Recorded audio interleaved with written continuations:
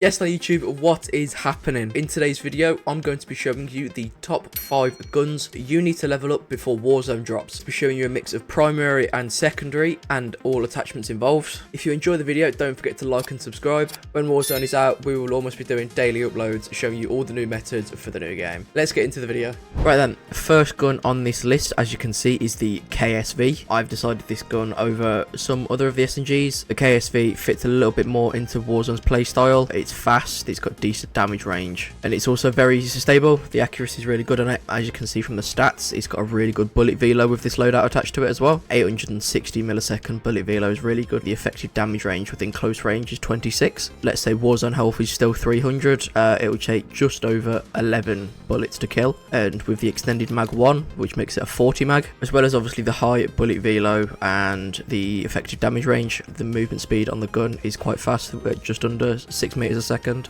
We're going to move on to a primary gun now, and I've decided to use the PU21 LMG. I've chosen this gun just because it seems to be the meta on multiplayer right now. I've chosen this optic here, however you can change it to longer range optics such as the Willis. For me, I've decided to go with a reflex just because I can shoot straight, but I might decide to change it later on. Another good thing about this gun is that if you use the fast mag 1, which still gives a 45 mag, it feels a lot more like an AR than an LMG. Bullet velo just below 1000.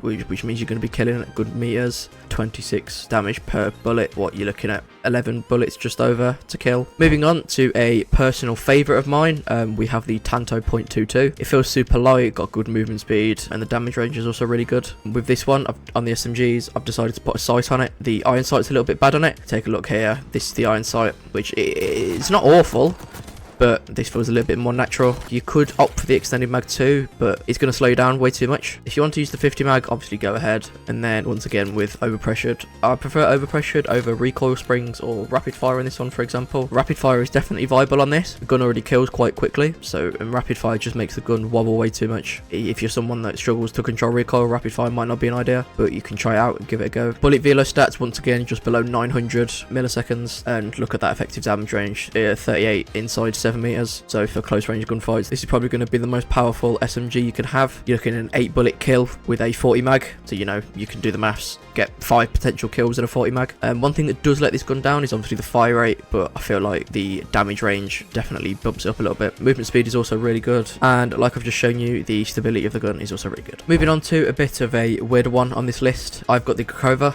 So you might be wondering, why is this on this list? Well, as you can see with all my other builds, so for the KSV for example, I've got 8 attachments, which means you cannot have overkill. In Warzone, the more attachments the better. It's going to have better bullet velocity, going to have better stability, the reload speed is going to be nicer. Putting a Krakova on your gunfighter secondaries would definitely be a good idea, especially if you can't buy guns off the buy station, which is something we haven't had confirmed yet. Obviously, the stats of the Krakova are going to be significantly less than an SMG, for example, just because it's a pistol. But with the effective damage range less than 8.8 meters, with it being more of a close range weapon, I would use this alongside your PU25 for example, and then the next gun I'm going to show you is number 1. It's going to kill in 15 bullets. I've got a 30 mag on it, so you can get 2 kills with a pistol without even using your primary weapon, which is always really good. There is also an option to have a 60 round extended mag, however I feel like that's just a little bit too much, especially with the reload speed. The reload speed is obviously really good. Equip that with fast hands, it'll be obviously a bit quicker as well. This one is completely dependent on whether you can buy guns from the buy station, or if they've taken that feature out, then I would definitely recommend the Krakova as a secondary with gunfire loadouts. Now moving on to my number 1 gun you need to level up is the AEK 973.